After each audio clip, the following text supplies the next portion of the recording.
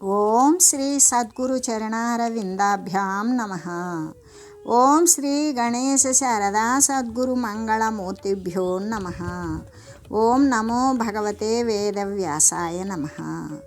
ఓం నమః ప్రణవార్థాయ శుద్ధ జ్ఞానైకమూర్తయే నిర్మలాయ ప్రశాంతాయ దక్షిణామూర్తయే నమః. ఓం ఈశ్వరో గురురాత్మేతి మూర్తిభేద విభాగినే వ్యోమవద్వ్యాప్తదేహాయ దక్షిణామూర్తయే నమః. శ్రీ గురుగీత తృతీయోధ్యాయము. అయితే వివేకి అయినటువంటి వాడు శ్రీ గురుగీత తత్వస్వరూపుడే అగుచూ ఉన్నాడు కదా. స్నానం ఆచరించడం అంటే పూర్తిగా మునగడమనే కదా అర్థం. అందువలన సర్వేంద్రియాలు కూడా పరిశుద్ధములే అగుచూ ఉన్నవి. అలాగే శ్రీ గురుగీత స్నానము ఆచరించేటువంటి పరమభక్తుడు గురుగీతా జ్ఞానంలో మునిగిపోయి ఉంటాడు. అందువల్ల వాని యొక్క బాహ్యాభ్యంతరమైనటువంటి సర్వ ఇంద్రియాలు కూడా బాహ్యము లోపల వెలుపల కూడా అంటే బయట లోపల సర్వ ఇంద్రియాలు కూడా చల్లగా ప్రసన్నాలే అగుచూ జ్ఞానముతో నిండిపోయినవే అగుతూ ఉన్నవి. అంటే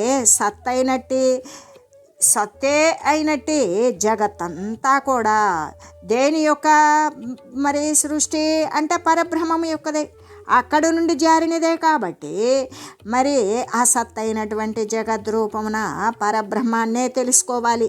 అక్కడ ఆ జగద్రూపంలో ఉన్నది కూడా పరబ్రహ్మ వస్తువే కదా.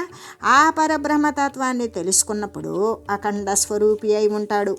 అఖండ స్వరూపి అయి పరిపూర్ణుడై ఉండేటువంటి ఏ బ్రహ్మజ్ఞాని అయితే ఉంటాడో ఆయన ప్రత్యక్ష పరమాత్మ.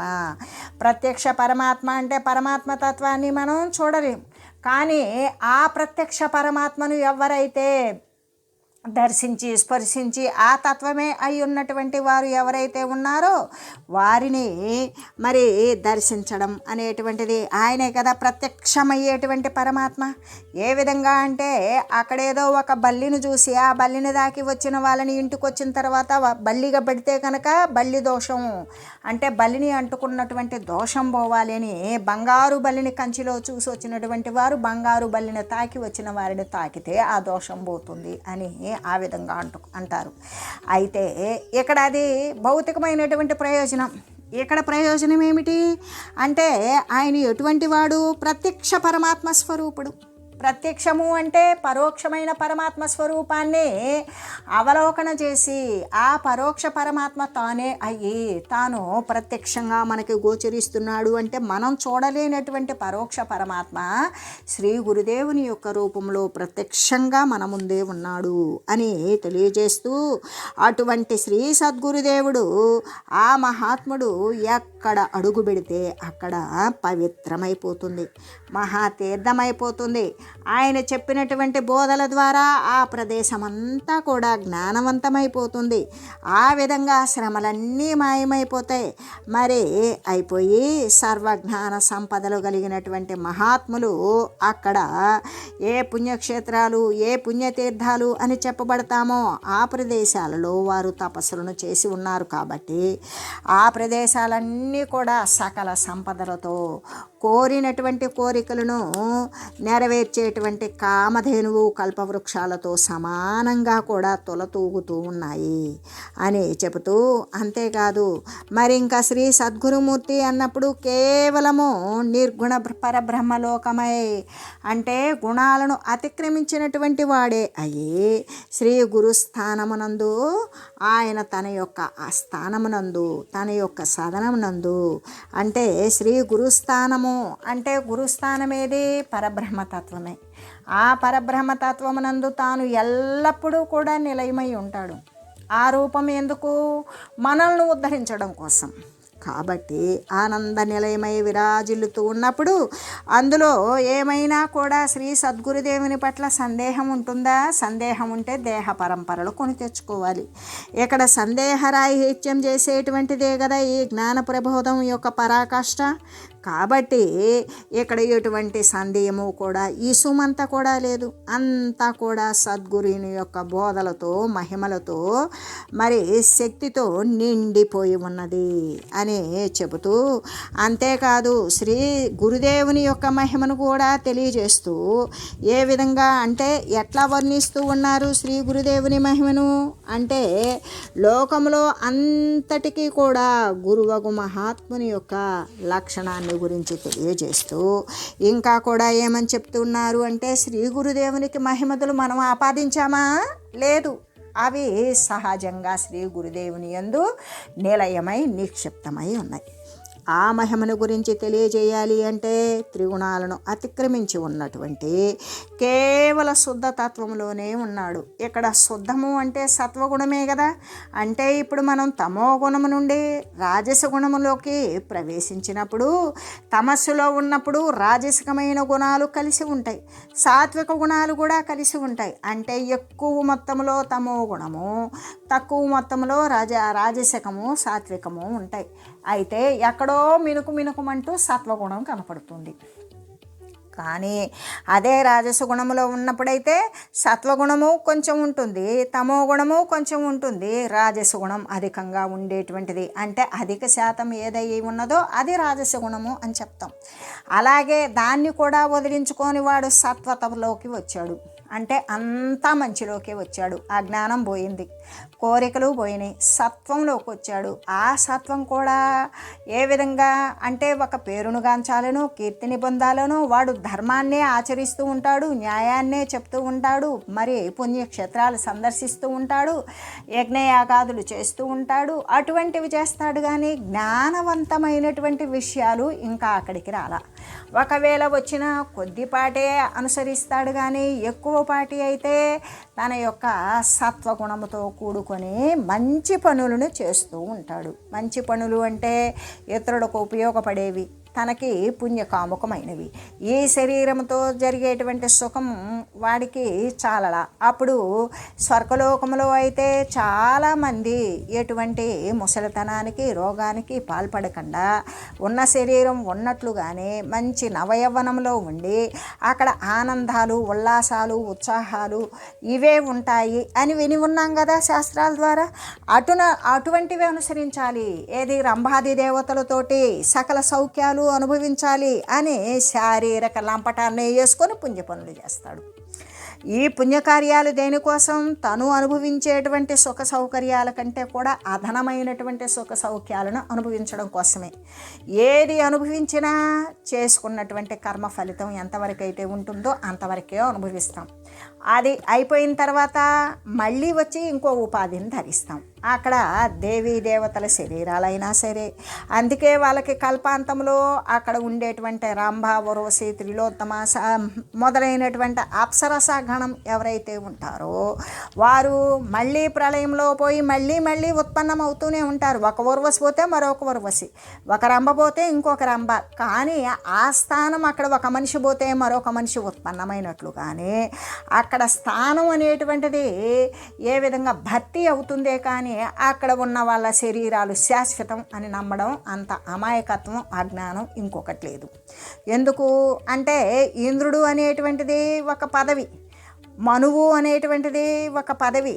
అంటే ఒక్కొక్క పదవికి కొంత ఆయుర్దాయం ఉంటుంది. ఇప్పుడు మన పదవులు చూద్దాం. మన రాజకీయ పదవులు 5 సంవత్సరాల కాలం అయితే, అంతేగాని ఇప్పుడు ముఖ్యమంత్రి అంటే ఈ మంత్రే ఉన్నాడా? గతంలో అనేక మంది మంత్రులు పోయారు. ఇప్పుడు ఈయన ఉన్నారు. ఈయన యొక్క లెక్క ఎంత? 5 సంవత్సరాలు. అంటే నెక్స్ట్ 5కి ఈయనే ఉండవచ్చు, మరొకరు రావచ్చు. ఈ విధంగా అంటే ఏ పదవి కూడా శాశ్వతత్వాన్ని పొందదు, ఏ శరీరము శాశ్వతత్వాన్ని పొందనట్లుగానే పుణ్య పరంపరలు కూడా శాశ్వతత్వాన్ని పొందవు. ఎంతవరకైతే చేసుకున్నటువంటి ఫలితం ఉంటుందో ఆ ఫలితాన్ని అనుసరించి అనుభవించేటంత వరకు మాత్రమే, దాని ఆయుకాలం వరకు మాత్రమే శాశ్వతత్వం. ఆయుకాలం తీరిందా వాడి యొక్క భూపతనం అయిపోతుంది. మళ్ళీ కూడా శరీరాన్ని కొత్తదాన్ని ధరించవలసింది అని చెప్పుకుంటూ, అంటే ఇక్కడ తమస్సు నుండి రాజసికం, రజస్సు నుండి సత్వానికి వచ్చినటువంటి వాడు ఏ విధంగా అవుతాడు అంటే త్రిగుణాలను కూడా అతిక్రమించాలి. అంటే శుద్ధ సత్వం కూడా కోరికలు పుణ్యకాముకుడే కావచ్చు, పుణ్యకార్యాలే చేయవచ్చు, ఇతరులను ఉద్ధరించవచ్చు, దీనజనులను రక్షించవచ్చు, మరి జంతుజాలాలను ప్రేమించవచ్చు, అనేక రకాలైనటువంటి యజ్ఞాలు యాగాదులు చేయవచ్చు. ఎన్ని చేసినప్పటికీ కూడా వాడు ఫలితాన్ని ఆశించే చేస్తున్నాడు. అంటే ఇతరులకి హాని చేయకపోయినా తన శరీర సౌకర్యం ఇంతకంటే ఉన్నతంగా ఉండాలి అని భావించే చేస్తూ ఉన్నాడు. కాబట్టి అది కూడా కోరికకు లోబడి చేస్తూ ఉన్నాడు. కాబట్టి అది సత్వమే కానీ శుద్ధ సత్వము కాదు. ఇక్కడ శుద్ధ సత్వము అంటే కేవలము జ్ఞానము. ఆ జ్ఞానము దేని ద్వారా అంటే శారీరక సంబంధమైనటువంటి జ్ఞానం కానే కాదు. ఈ శరీరాల యొక్క రాసులే ఈ దృశ్యం. ఈ దృశ్య సంబంధమైనటువంటి విషయాలు కానే కావు కదా. ఆ దృశ్య సంబంధమైనటువంటి విషయాలు కాకుండా ఉండేటువంటిది ఏంటి అంటే ప్రకృతికి ఆవలి ఉన్నది, దృశ్యానికి అతీతమైనది, ఏ యొక్క అధిష్టానమైనటువంటి ఏ పరబ్రహ్మతత్వము పరమాత్మ స్వరూపము ఉన్నదో దానిని తెలియజేసేది, దానిని పొందడానికి పయనించేటువంటి మార్గం జ్ఞాన మార్గం. ఆ జ్ఞానాన్ని ఎప్పుడైతే అనుసరిస్తాడో అప్పుడు వాడు త్రిగుణాలకు కూడా అతిక్రమించినటువంటి ప్రయత్నమే చేస్తూ ఉంటాడు. అంటే శ్రీ గురుదేవుడు అటువంటి ప్రయత్నం చేసి గుణాలను వర్జించి గుణాలను అతిక్రమించి గుణాతీత స్థితిలో మరి శుద్ధానికి కూడా అతి శుద్ధుడై మహాపవిత్రుడై, అంటే ఇక్కడ దేహంగా పవిత్రుడయ్యాడా, ఇంద్రియాల ప్రకారం పవిత్రుడయ్యాడా, తన యొక్క జ్ఞానంతో పవిత్రుడయ్యాడా అంటే ఏ స్వరూప జ్ఞానమైతే ఉన్నదో, ఈ ప్రకృతి స్వరూప జ్ఞానమైతే ఉన్నదో దానిని వర్జించాడు. దానిని వర్జించి తన యొక్క స్వరూపం బ్రహ్మస్వరూపమే అని భావించాడు. ఆ భావించినటువంటి జ్ఞానంతో తాను స్థిరపడల, దృఢపడల. దానిని మహాప్రయత్నం మేరకు తాను యందు నిక్షిప్తమై తనంటూ ఏమీ లేకుండా ఉండడమే. ఆ విధంగా ఉండేటువంటి స్వరూప స్థితిని సాక్షాత్కరించి తాను అదైనప్పుడు తను అనుకున్నటువంటి రూపం ఎప్పుడు నశించిపోతుందో, భావన రూపం ఎప్పుడు నశించిపోతుందో అప్పుడు తాను అతి శుద్ధుడి కంటే కూడా అతి శుద్ధుడై మహాపవిత్రుడై మరి అంత పరబ్రహ్మస్థానందు వాడు సంలీనమవుతాడు. అటువంటి వాడే కదా సద్గురుడు. ఆ సద్గురుడు తన యొక్క మరి విషయాన్ని తను మరుస్తాడా అంటే మరవడు. తన యొక్క స్వరూపం ఏంటి? సర్వవ్యాపకమైన స్వరూపం. ఆ స్వరూపాన్ని తను సర్వవ్యాపకమై ఉండే సర్వవ్యాపకమైన సర్వము నేనే అనేటువంటి స్వరూపాన్ని తను ఎందుకు మరుస్తాడు? మరవడు. అందుకే మహాపవిత్రత అక్కడ. మరి పవిత్రత అంటే ఒక రకంగా పవిత్రత కాదు, గొప్పదైన అంతకు మించి లేనటువంటి పవిత్రతను పవిత్రుడై సకలాన్ని కూడా పవిత్రంగా చేస్తాడు. అంటే తను ఎక్కడికి వెళ్ళాడు లేదా ఇతరులు తన దగ్గరికి ఎక్కడికి వచ్చారో ఆ తను వెళ్ళినటువంటి ప్రదేశము పవిత్రమవుతుంది. తనను ఆశ్రయించినటువంటి భక్తగణము కూడా పవిత్రమైపోతాయి. అంటే తను వెళ్ళినా తను ఉన్న చోటకు వచ్చినా సర్వము పవిత్రమే అయిపోతాయి. ఆ విధంగా పవిత్రం చేస్తూ సకలాన్ని కూడా పవిత్రాన్నే చేస్తూ విజ్ఞానమయుడైనటువంటి శ్రీ గురుమూర్తి ఇక్కడ జ్ఞానాన్ని బోధిస్తాడు. అంటే మరి ఆయన విజ్ఞానమయుడు కదా, విజ్ఞానాన్ని బోధించవచ్చు కదా. అంటే విజ్ఞానము అంటే అనుభవించినటువంటి స్థితి ఎవరికి వాళ్ళకు వచ్చేటువంటిదే విజ్ఞానము. జ్ఞానము అంటే విషయం తెలుస్తుంది. ఏంటి? ఈ పదార్థం అనేటువంటిది ఈ విధంగా ఉంటుంది అని చెప్తాడు స్వామి శ్రీ గురుమూర్తి. చెప్పినప్పుడు అది జ్ఞానం బోధించాడు. విజ్ఞానం మీద ఆసక్తి ఉంది, నీవు ఆ పదార్థాన్ని భోగించినప్పుడు దాని యొక్క అనుభవ సిద్ధి నీకు గోచరం అవుతుంది. అనుభవాన్ని ఎవరూ చెప్పలేంగా. అనుభవం అనేటువంటిది ఎవరికి ఆసక్తి ఉండి అనుసరిస్తున్నారో అది వాళ్ళు అనుభవించి తెలుసుకోవలసినటువంటి అనుభవ సిద్ధి. కాబట్టి శ్రీ గురుదేవుడు ఏమని చెప్తూ ఉంటాడు? జ్ఞానాన్ని బోధిస్తాడు. జ్ఞానాన్ని ఎవరమైతే అనుసరించామో ఆ అనుభవాన్ని పొందుతాం. ఆ అనుభవాన్ని పొందినప్పుడే విజ్ఞానము అవుతుంది. అందుకే శ్రీ గురుమూర్తి ఎటువంటి వాడు? ఆయన నేర్చుకున్నటువంటి జ్ఞాన ప్రకారం అనుసరిస్తూ పయనిస్తూ అటువంటి అనుభవ సిద్ధిని అనుభవ జ్ఞానాన్ని ఆయన పొందాడు. ఆయన పొందబట్టే ఆయన విజ్ఞానంతో నిండిపోయాడు. అప్పుడు ప్రతి ఒక్కరూ ఈ పదార్థం ఇలా ఉంటుంది ఆయనకు అనుభవమే, ఈ సత్తా వస్తువు ఇలా ఉంటుంది ఆయన అదే అయి ఉన్నాడు, ఈ సత్య వస్తువు యొక్క స్వరూపము అది తానే అయి ఉన్నాడు, ఈ జ్ఞానం యొక్క పాఠవం ఇలాగా పయనింపజేస్తుంది అది ఆయన చేసేసి ఉన్నాడు. అందుకే ఆయన విజ్ఞానంతో నిండిపోయి ఉన్నాడు. అటువంటి శ్రీ గురుమూర్తి సహజంగా కూడా తాను ఇచ్చగించి నిత్యము నివసించేటువంటి ప్రదేశము సకల లోకములలోని పుణ్యక్షేత్రములలో కూడా మిక్కిలి శ్రేష్టమైనటువంటి పుణ్యక్షేత్ర రాజమై విలసిల్లుతూ ఉంటుంది. ఏ విధంగా అంటే శ్రీ గురుమూర్తి సహజంగా స్వాభావికంగా స్వతసిద్ధంగా ఆయన ఏదైతే ఇష్టపడి ఏది కోరి నిత్యము అంటే శాశ్వతంగా ఆయన నివసించేటువంటి ప్రదేశం ఏదైతే ఉంటుందో ఆయన ఎక్కడెక్కడన్నా తిరిగి రాని, ఎవరెవరికి ఏ జ్ఞాన బోధనైనా చేయని, ఎటువంటి విషయాలని అనుసరింపజేయని, ఎక్కడెక్కడ ఎవరెవరిని ఉద్ధరించని, కానీ ఆయన ఒక ప్రదేశమునందే నివసిస్తూ ఉంటారు. అది తాను కోరుకున్నటువంటి ప్రశాంతమైనటువంటి ప్రసన్నమైన తనకు అలవాటైనటువంటి ప్రదేశం ఏదైతే ఉంటుందో ఆ ప్రదేశము అంటే రోజు కూడా ఆయన ఏ ప్రదేశాన్ని చేరి అక్కడ నివసిస్తారో ఆయన నివసించేటువంటి ప్రాంతము లేదా ప్రదేశము, ఆ ప్రదేశము సకల లోకాలలోని పుణ్యక్షేత్రాలలో అంటే ఇక్కడ మనకి సకల లోకాలు అంటే ఏమని చెప్పారు అంటే ఇక్కడ భూలోకంలో ఉన్నటువంటి పుణ్యక్షేత్రాలు అని చెప్పల.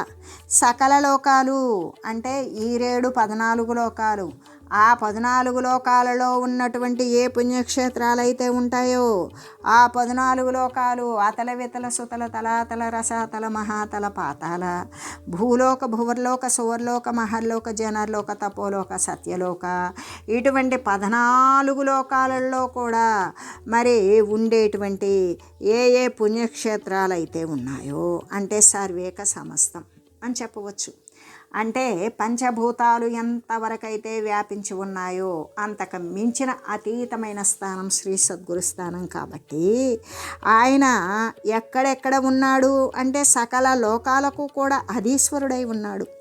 ఆ అధీశ్వరుడై ఉన్నాడు కాబట్టి సకల పుణ్యక్షేత్రాలలో కూడా మిక్కిలి శ్రేష్టమైనటువంటి గొప్పదైనటువంటి జ్ఞానాన్ని అవలంబింపజేసేటువంటి విజ్ఞానాన్ని మరి విజ్ఞానముతో నిండిపోయేటువంటి ఆశయ సిద్ధి అనుభవ సిద్ధి పొందినటువంటి శ్రేష్టమైన గొప్పదైన మహనీయమైనటువంటి పుణ్యక్షేత్ర అలకు కూడా రాజమై ఏ పుణ్యక్షేత్రాలు 14 లోకాలలో ఉన్నాయో వాటన్నింటికీ కూడా తలమానికమై ప్రకాశిస్తూ ఉంటుంది శ్రీ సద్గురుదేవుని యొక్క నిలయం. ఎందుకు అంటే రాకపోకలు లేనటువంటి స్థితిని కలగజేసేటువంటి వాడు, ఏ జగత్ సంబంధమైనటువంటి ప్రేరణాసహితమైన ప్రేరితములైన వాసనలు సర్వం కూడా క్షయింపచేసేటువంటి సత్తా సమర్థమైనటువంటి జ్ఞానాన్ని ప్రబోధించగలడు. కాబట్టి అంధకారమయమైనటువంటి చీకటి నూతిలో ఉన్న మరి అల్పజ్ఞుణ్ణి కూడా వెలికి తీసి జ్ఞాన ప్రబోధం గావించి ఆ జ్ఞానం చేత విజ్ఞానమయంగా చేసి వాణ్ణి ఉద్ధరించగలిగి సత్య వస్తువునందు వాణ్ణి సంలీనం చేయగలిగినటువంటి సమర్థత ఉన్నవాడు. కాబట్టి ఆయన నివసించేటువంటి ప్రదేశం ఏ విధంగా ఉంటుంది అంటే అన్ని పుణ్యక్షేత్రాల కంటే కూడా అది తలమానికమై ఇంకా గొప్పది అయి ఉంటుంది. అందుచేత అక్కడ తాను పవిత్రులవడానికి అక్కడ తాము పవిత్రులు అవడానికి అంటే అక్కడ ఎవరెవరు పవిత్రులు అవ్వాలి అనుకుంటున్నారు అంటే సృష్టి కార్యం చేసేటువంటి రజోగుణ అధిష్టాన కర్త అయిన బ్రహ్మ కానీ మరి పోషణ భారాన్ని వహించి సహించి చేసేటువంటి ఆ సత్వగుణ ప్రధానుడైన నారాయణుడు కానీ మరి తమోగుణ కర్త అయినటువంటి మరి సర్వ అజ్ఞానమయమైనటువంటి జీవితాలను కూడా శరీరాలను వినాశం చేసేటువంటి ఆయన రుద్రుడు కానీ వీరు అంటే బ్రహ్మ విష్ణు మహేశ్వరుడు వీళ్ళు ఏం చేస్తూ ఉంటారు అంటే ఆ శ్రీ గురుదేవుని యొక్క సాధనము చుట్టూ తిరుగుతూ ఉంటారు. ఎందుకు? ఎప్పుడు ఏ అవకాశం వస్తే శ్రీ సద్గురుమూర్తి నుండి ఎటువంటి అమృతమయమైనటువంటి బోధలు, జ్ఞానబోధలు, మరి ఆ జ్ఞానబోధల ద్వారా ఆ జ్ఞానము అనేటువంటిది నశించిపోతుంది. వారు చేసేటువంటి ఈ యొక్క ఉత్పన్నము, పోషణ, మరి వినాశనము అనే కార్యాలలో ఏమైనా కర్మ తంత్రులై చేసేటువంటి క్రియలు ఏమాత్రం అహం అనేటువంటిది అబ్బుతుందేమో, ఆ అహం అనేటువంటిది నిర్వీర్యంగా నీరసింపజేయడం కోసం ఈ విధంగా బ్రహ్మ విష్ణు మహేశ్వరుడు అనేటువంటి ఈ దేవతలు అందరూ కూడా శ్రీ సద్గురుమూర్తి యొక్క ఆ పుణ్యక్షేత్ర విరాజమానమై ఉన్నటువంటి అన్ని పుణ్యక్షేత్రాలకు కూడా తలమానికమై గొప్పదైనటువంటి ఆ శ్రీ సద్గురుదేవుని యొక్క సాధనాన్ని ఆశ్రయించుకొని వాళ్ళు దేవీ దేవతలు అందరూ కూడా ఇంద్రాది దేవతలు సైతం కూడా సంచరిస్తూ ఉంటారు వాళ్ళ యొక్క అజ్ఞాన వినాశనం కోసం. అంటే శ్రీ సద్గురుమూర్తి యొక్క దర్శనాన్ని కోరి నిత్యము నిరీక్షిస్తూ ఉంటారు. ఇక్కడ మనం చూస్తే శ్రీ సద్గురుదేవుని ఆయన యొక్క ఇంద్రియాలతో కూడినటువంటి దేహాన్ని చూస్తాం.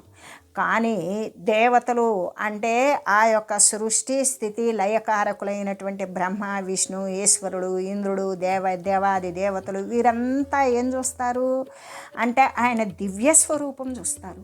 ఆ దివ్య స్వరూపం ఎప్పుడైతే అంటే పెద్ద వోల్టేజ్ కలిగినటువంటి కరెంటుని చూడాలి అంటే దూరం నుండి చూడాలి, పెద్ద వెలుగు వస్తే దానిని అట్లా చూడాలి. కానీ లేదు నేను టచ్ చేసి చూస్తాను, నేను స్పర్శించి చూస్తాను అంటే ఏమవుతుంది? ఇంకప్పుడు మనం చూడడానికి ప్రయత్నించడం వరకే, ప్రయత్నించాము మనం ఉండం. ఎందుకు?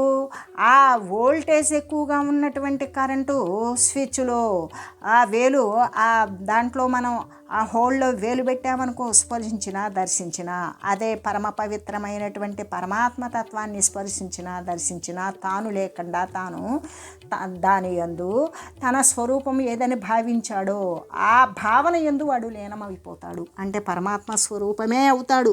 అలాగే ఎక్కువ వోల్టేజ్ ఉన్నటువంటి దాంట్లో కనుక మనం వేలు పెట్టామనుకో మనం ప్రయోగం చేద్దాం అనుకుంటాం, ప్రయత్నిస్తాం, ప్రయత్నమే ఉంటుంది, ఫలితం తాను లేకుండా పోతుంది. తను ఏదైతే చెప్పాలనుకున్నాడో చెప్పేటువంటి తెలివి కూడా ఉండదు, సర్వము సంలీనమైపోతుంది, అంటే దేహపతనమైపోతుంది అని చెబుతూ ఒక రూపానికి లోబడినటువంటి రూపతత్వం నశించిపోతుంది.